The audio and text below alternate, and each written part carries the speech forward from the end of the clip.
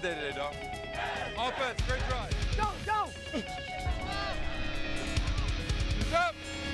1, 2, 3. Welcome to Training Camp Live, presented by Atlantic Health System.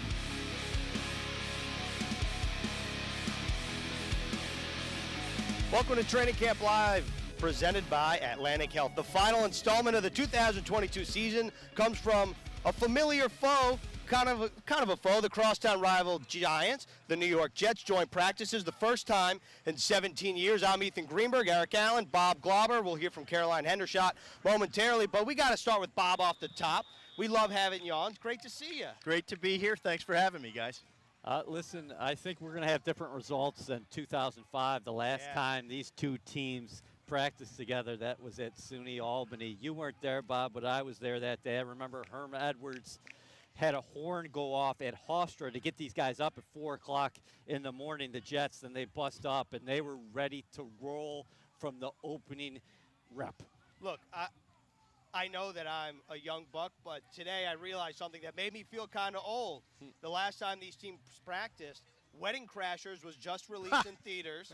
Really? That was 05? Carrie Underwood had just won season 4 of American Idol. Wow. So that, to me, that feels like my childhood, and I barely remember that. So that made me feel a little old. Bob, yeah, how do you think that makes me feel right now? More of a fan of Bob, more of a fan of Wedding Crashers or the aforementioned Carrie Underwood? I love Wedding Crashers. Yeah, it's a great movie. Yeah, great movie. I love Carrie Underwood, too. She's amazingly talented. But Wedding Crashers, you say, what would I rather see, a Carrie Underwood concert or Wedding Crashers? Yeah. I have heard Carrie Underwood does put on a phenomenal She's great. performance. However, it's time to talk some football. Like we said, first time in 17 years, these teams have a joint practice.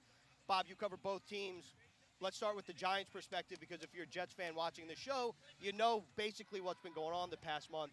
What do we need to know about the New York Giants and how training camp has gone for them? Well, I'd say the Giants are kind of a work in progress. Like, you've seen from afar. They have had some good practices. They have had some bad practices, and I put Daniel Jones right in that category of, sometimes he'll make really good throws, and then sometimes he's throwing these interceptions that you're going like, oh, my God, what is happening here?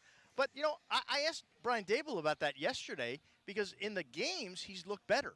Yeah. And I said, does that mean anything to you? He said, you know what, yeah, when the games count. So it's a good sign that Daniel Jones seems to be mastering that offense a little bit more when the lights are on, and that's promising. But listen, this is a team that was left gutted roster-wise by Dave Gettleman. Let's face it, it was just not a good run for him roster-building-wise, and Joe Shane, the new general manager, has got a lot of work ahead.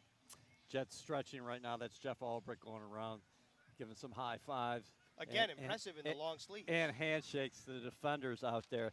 I'm glad you mentioned the quarterbacks, though, Bob. Fascinating dynamic on both sides here. Yeah.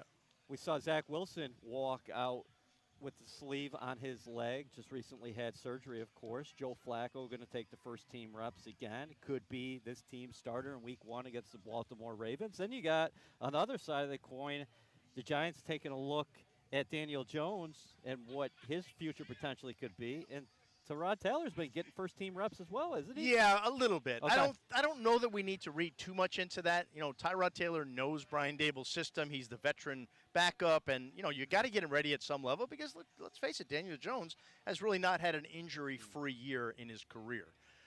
So I think they're just getting Tyrod Taylor ready in the event that he's got to play. But because of an injury, he's not. Daniel Jones is not going to get benched anytime soon. They're going to give him a good amount of time to let him kind of play through any things that he needs to work on in the early part of the season. From the Jets' perspective, where would you look for in terms of one-on-one matchups today, or just a position on a position that you think either might give the Jets trouble, or you're like, you know what, I'm curious to see how this player approaches that player on the Giants? Yeah, I would say from the Jets' perspective, I'm looking at the offensive linemen in those one-on-one drills. The Jets obviously have adjustments to be made because of the injury situation with Becton. But they're going to, that's where I would look. Now, I don't know how intense those one-on-ones are going to be in this kind of situation. It's going to be very scripted. Nobody wants to get hurt. But, on the Giants side as well, they have 2 young tackles. Yep. So you have good Jets pass rushers. So that's where I want to look. Yeah, foundational pieces they're hoping up front, right? For the Yes. Giants, those 2 tackles, and the line has been functional for them so far this preseason. But they should get tested out there by a very good Jets defensive line that has quality front line talent, but also is deep. Yes, and I think it's a strength. Look, the tackles are now a strength of the Giants, where they've been a weakness for many, many years. And the defensive line is obviously, to me, the biggest strength on the defense for the Jets, and that's where they're going to they're going to make their money in the regular season. If they get that pass rush active early and often, it's going to be a problem. On Something defense. that stood out to me, we were all watching the news conference of Brian Daboll, who goes before practice. On the other end of the spectrum, you got Robert Saleh, who talks after practice. Is the Giants are banged up, Bob, and Daboll did not commit to playing his starters, where I kind of thought the Jets thought maybe the Giants were going to go in that direction, because Robert Saleh has said, hey, we're going to treat this like a dress rehearsal, and our guys are going to go a little bit. And I think it's a flipped script for both teams, and that may be unfortunate for, Saleh, who wants to maybe get a better dress rehearsal against the number ones. And I thought that Daboll kind of hinted at it yesterday. I asked him about Jones and, what kind of work he's gotten by playing in the games. Because remember, last year, Daniel Jones didn't play in the preseason. It's a huge mistake, and Joe Judge just miscalculated on that one. Daniel Jones wasn't ready going into the season, but he's played 2 games. They're going to have they're in full pads. They're going to scrimmage a little bit today. So I got the feeling that it wouldn't surprise me if Daniel Jones doesn't play, or if he plays Sunday, it'll just be for a very, very limited amount of time. And, of course, it's a double-edged sword with the preseason, because you're mentioning Daniel Jones, a young quarterback for the Jets, and Joe Flacco. As of now, we don't know if he's going to start against the Ravens September 11th, but without Zach Wilson on the practice field to date, operating under the assumption that Joe Flacco is a team starting quarterback, he's got tons of experience. So it'll be interesting to see what Robert Saleh says after practice. I wanted to ask you about the Giants receiving core and their skill players, because there's a lot of names there. Saquon Barkley, Kenny Golladay, Sterling Shepard, the second-year receiver, Kadarius Toney. What have you seen from them throughout training camp, and what kind of matchup do you expect from the Jets cornerbacks today against those guys? Well, we're probably not going to see much of Toney. He's been hurt. We're probably not going to see much of Shepard. He's been hurt. Yep. So this is going to be a very young Giants receiving core. Colin Johnson, unfortunately, tore his Achilles yesterday. He was having a great camp. So I think it's going to be a mixed bag, and that's why I didn't put the Jets secondary against the Giants receivers as that marquee matchup to watch in one-on-ones. It's always good to see that, but the Giants they're not. It's not a full deck right now. Toney should be ready for the start of the season, and Shepard as well. I just don't know what they're going to do today and Sunday. Yeah, with that being said, it's kind of tough break for the Jets, because you would have loved to seen them go against guys like Shepard and Toney out here in practice. And then you mentioned that terrible injury yesterday. Achilles goes out. None of it matters. And again, just none of it matters. Just no, none of it matters. It's just preseason. Sir, no, I'm not trying to. I'm not trying to take away. And I know we're taking this very seriously, but really, I know when the lights come on opening day. Yeah. I was just yeah. looking forward to some individual matchups. My man's giving me condolences out here. Last question for you. Nobody can see us here right no, now. no, But Bob's hugging me. I'm having to console Bob's Eric. hugging Eric, Making him Alan, realize all that. I'm excited for practice, I'm Bob. understand This guy's amped. He's geeked. Practice. Come on, Glover. Let me ask you this Yeah. one question before you go. Just in recent memory of your covering of the Jets compared to this team this year, Yeah. what's the difference from your eyes? I think there is better organization. I think there's better talent. I think there's a better vibe around the Jets now than there has been, I'm going to say, since, maybe the first year of Bowles, which was promising, but it was kind of a sugar high because of all those older veterans who kind of propped things up. So you got to go back maybe early Rex, maybe that time. I'm high on the Jets longer term. I don't know about this year. I think this is a team that's maybe a year or two, maybe even 3 away, but I think they'll be a good team in time. What's the ceiling for this team? The ceiling for this year's team? Yeah. I'm putting you on the spot. 7. 7? 7 wins. Okay. All right. Yeah. All right. There you have it. That's We'll how hold we you to wrap it. up Newsdays. Bob Glover, appreciate your time. Thank you very much. Thank you for having me. Enjoy practice. Hey, it was great seeing you, brother. Eric, we're going to go one-on-one later. Yeah, that's fine. We're gonna finish this. That's fine. Like EA said, there might not be any fights on the practice field. Yeah. Maybe between these but, two guys. But me and Glauber, we go a long way back. Let's go. Yeah. How's your knee bend? Okay, you're Oh, gonna get pretty tested, good. buddy. Pretty good. Oh, boy. Here we go. All right. Appreciate it, Bob. Thank you very much. Look, the Jets regular season kickoff, Sunday, September 11th, MetLife Stadium. Be there for the 2022 home opener when the Jets take on the Ravens at 1 p.m. Secure your seats at nyjets.com/tickets. Savings are available for groups of 10 or more. Let's pick up where we left off in terms of the dress rehearsal, because listening to Brian Dable earlier before practice, if the Giants starters don't play, you think that might change Robert Saleh's approach, or you think he's just going to say, look, our guys, specifically the offensive line, need some work, and we're going to get it Sunday?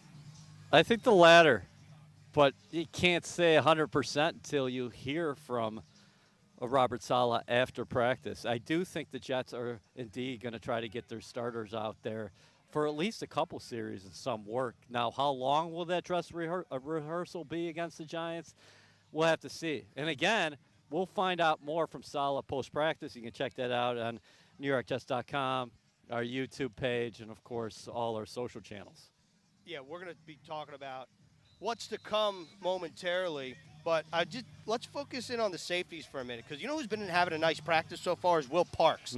We don't often talk about him, and that room's interesting because Jordan Whitehead, EA, kind of feels like the unsung hero of the free agent class. You think about guys like DJ Reed, but Robert Saleh continues to wax poetic about Whitehead, and Will Parks, who came in late last year, he's really seemed to make a name for himself and could have a spot on this 53-man roster. Right. There's depth at the safety position. It's going to be interesting seeing all those pieces in motion. I think these are very valuable reps out here, even on the practice field, with the aforementioned Whitehead and LaMarcus Joyner, because LaMarcus Joyner missed a lot of the time early in camp with an illness. He's been back in team reps. But for a secondary to excel, communication has to be on point.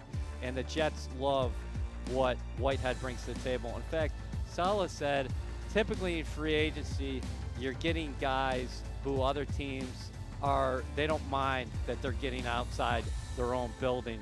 The Jets were pleasantly surprised Whitehead was out there. You're talking about a 25-year-old postseason experience, a thumper. I think potentially he can be a tone setter in the secondary. We didn't get an opportunity to see that throughout training camp because you're not hitting live, but you will do that on game day, and Whitehead is a guy that you're going to watch. Yeah, another guy that Robert Saleh continues to talk about in a positive light, that's second-year player Jason Pinnock, who, of course, has had a bit of a transformation this past offseason. And for more on that, let's bring in Caroline. Guys, good morning. Good morning. It's a hot one out here today. Hello, Caroline. Hello. You know, I talked to Jason after practice yesterday, and he talked to the media last week. And the biggest difference, he said, at safety for him compared to last year when he had to make that switch midseason to now is he's so much more comfortable at it. He had a whole offseason to train at the position, and so he likes that he's had all of those reps there. But the biggest thing for him is he has his teammate, Jordan Whitehead from Pitt, now right next to him. You guys were just talking him up, how he's that unsung hero. I completely agree. Jordan was speaking of Jason, saying that as soon as he gets even more comfortable with that position, his athleticism is so perfect for this position because, you know, Pinnock's dad was a D-liner. He grew up playing cornerback, so safety was really the last position for him to learn. And so now he knows all of that, and it's going to make him even that much better at safety. You know, it's interesting with Pinnock and Whitehead. Yes, they both went to Pitt. They also have very different body types because Jordan Whitehead's smaller, more built. Jason Pinnock, longer, lankier, but he's also, not to say he's not built because he very much is built. But I just think that it's interesting when you get the dynamic there. And if those guys end up lining up on the same side of the ball during a game, if maybe three safety looks with LaMarcus Joyner as well, I think that this Jets safety room has a lot of potential. Pinnock is an athletic freak. He's strong, he's long, he's fast. Obviously playing the cornerback position at Pittsburgh, you're going to come in late in your rookie year and make the transition to safety. So this is like his first full year. He hasn't even played safety for a full year. So I think what happened in training camp, kind of a blessing in disguise, was getting those reps with Joyner out, and he was working with Whitehead. And maybe down the line, not necessarily this year, but maybe that's your pairing in the future, Pinnock with Whitehead. Yeah. You know, EA, to speak to his athleticism, he was more of a lockdown corner, so really playing that close man coverage. And now to switch and make that transition to safety and excel at it as he already has just speaks to that athleticism. Yeah, it definitely does, but we'll see what happens as the week goes on and as the Jets line up.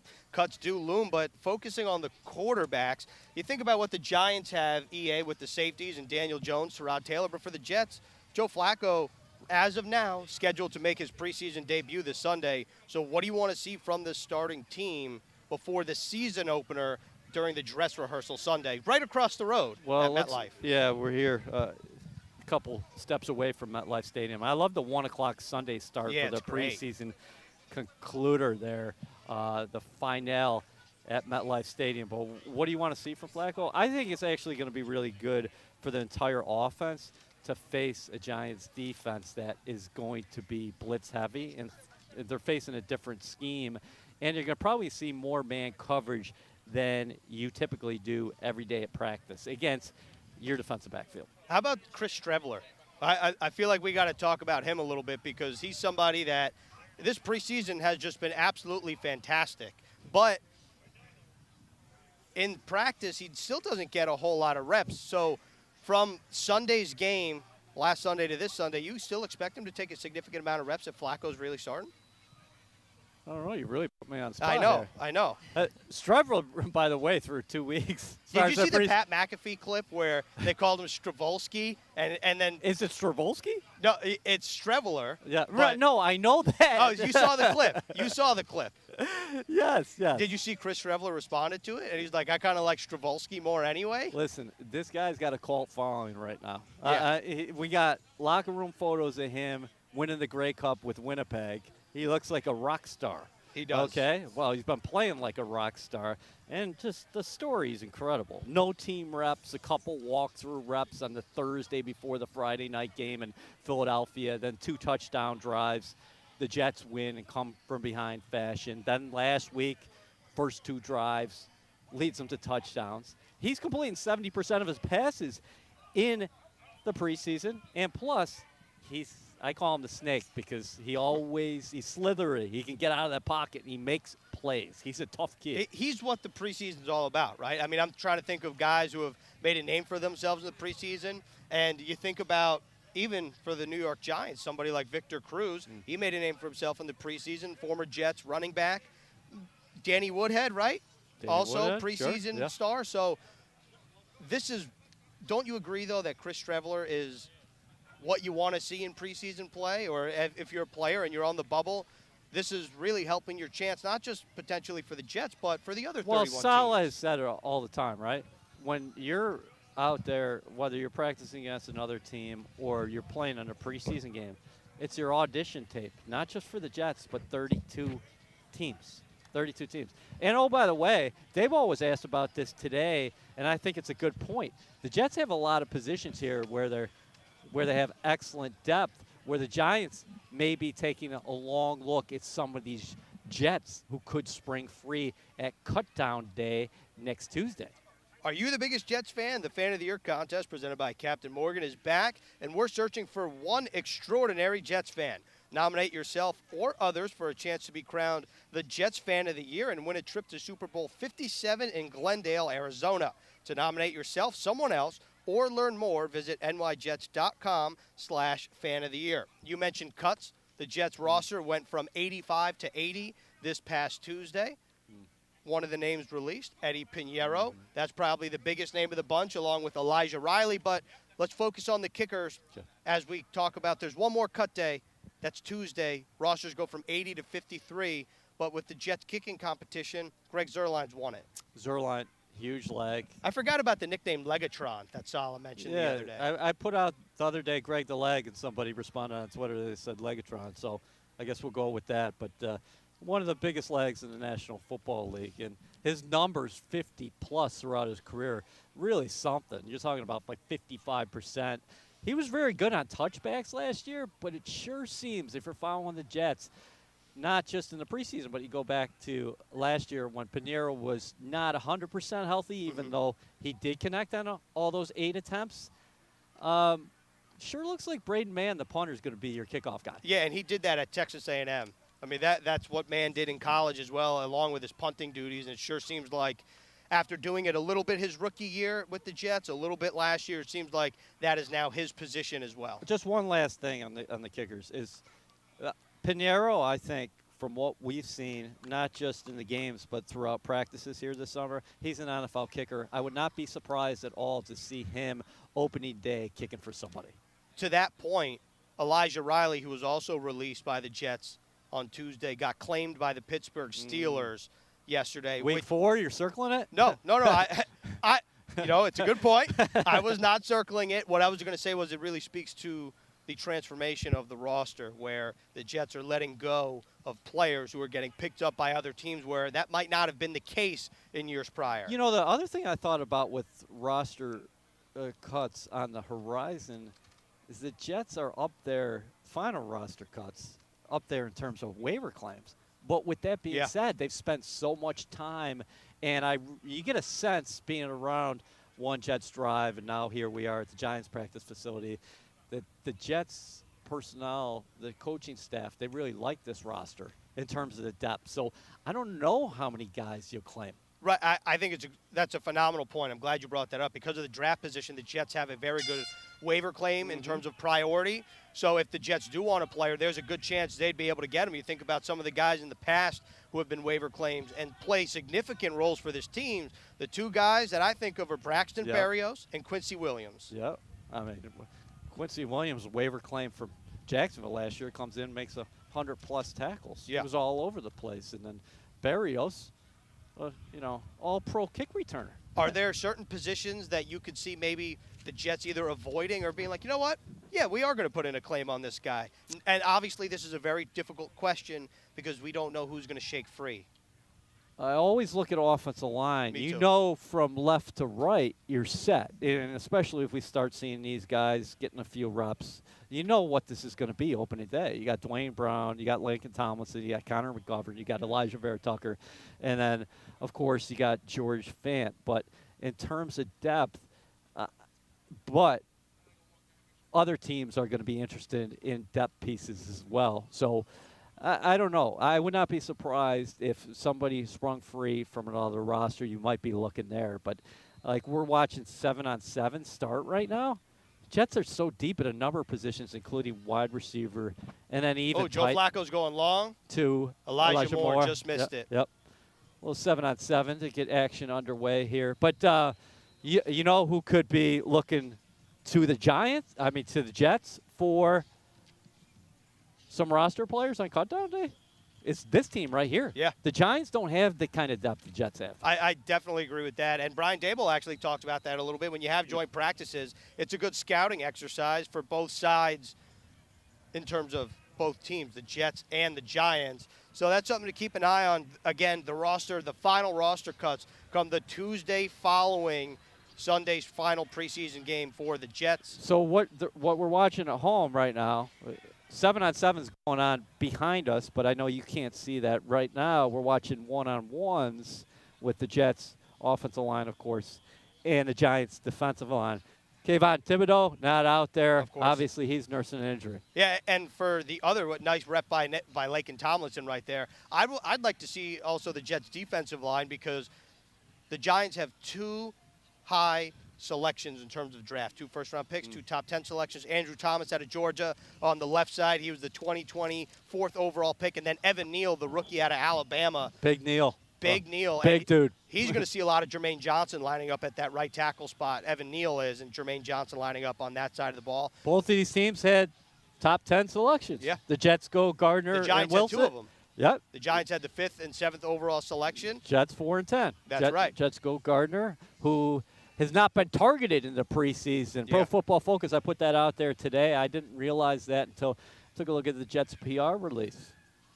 Sauce Gardner has not been targeted in preseason action yet. And, of course, Sauce Gardner's had a very good camp. Robert Saleh has not mentioned who will start opposite DJ Reed between Bryce Hall and Sauce Gardner. And Saleh said he wanted to make a point that Bryce Hall, even though he might have had what seemed to be a bad game against the Falcons, he wanted to make sure that he was not defined by that single game. Also a nice rep by Elijah Vera Tucker, the second-year pro. He's a stud.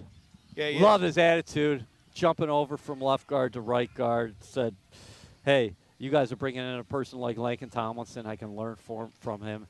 You got to like the Jets, especially on the interior with those two guys. All right, this is how we're going to wrap up the show. At least the last topic, the last scripted topic here on Training Camp Live presented by Atlantic Health. The final installment. It's been real also. It's been really fun. It's been real, and it's been really fun. It's flown by, though. It has flown by. And they've saved, and when I say they, I mean Mother Nature has saved a hot day as we wrap up the training camp schedule here. But we're going to go to our players of training camp. Caroline, we're going to start with you. Who's the guy on the New York Jets that has stood out to you? You know, Robert Saleh has talked about consistency, and that's what he wants to see from his team this year, early on in training camp, all of that. I think someone who has kind of been the key of consistency is running back Michael Carter. He has always come to practice ready to play. He's made some really significant plays, and I think something that kind of gets lost in all of the hubbub of getting new players and everything is he's a big leader on this team. And yes, it's only his second year, but he even told me a couple weeks ago that he assumed that leadership position last year. So I think he just really brings it every day, and I've really liked his camp so far. And Michael Carter talks a lot of noise for the offense. Oh, yeah. Michael Carter could be a corner who talks a lot of noise. And is in a different world. He could be Michael Carter II. Oh, man. The dude's an energized bunny. There's another position group where if you're a Jets fan, you love this offensive backfield. Headlined, of course, by Michael Carter and Breece Hall. And Hall's had a really nice training camp. Also, no one mentioned Breece Hall got his braces off, right? Yeah, I'm not the only Yesterday. one that's going crazy. Okay. I saw that. It's hard to tell when you have the clear braces, but he definitely got his braces off. So congratulations to Breece Hall. Go eat some sticky candy if you're allowed to in your diet now that you're in the NFL. EA, your player of training camp is who? Tyler Conklin. The tight end kind of went under the radar in free agency. I use that term a little bit too much, but I think that when you have a big personality like C.J. Uzomah and Cincinnati advanced so far in the playoffs last year, they're in the Super Bowl, and he was very productive, and he's got an electric personality that I kind of think that people maybe elsewhere forgot about Tyler Conklin.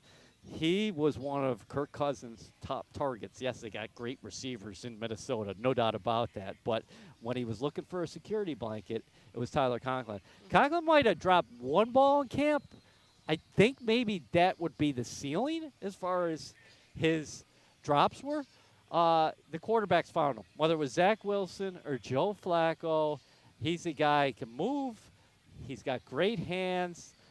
Good personality, fit in really well inside this locker room, the culture that Robert Saleh is instilling. In fact, he said that I got closer with guys here in a couple months than I did with the Minnesota Vikings in a couple years. This guy could pay huge dividends for the New York Jets in 2022. I also think it's important to notice that Tyler Conklin, even though C.J. Uzomah does have the bigger personality, Conklin had more receiving yards last year for the Vikings than Uzomah did with his team, the Cincinnati Bengals. My player of camp, Corey Davis, goes overlooked because of all the Jets' moves at wide receiver. Elijah Moore, a little more flashy than Corey, but Corey's been consistent no matter who's been under center for the New York Jets. And that's how we wrap up Training Camp Live, presented by Atlantic Health for the 2022 season. Don't be mad at us either. Don't be mad, because if we could show you all of practice, we would. But that's the buzzer. All we got, and that means we're going home. Caroline, EA, thank you, and we will see you Sunday, September 11th, when the Jets take on the Ravens at MetLife Stadium.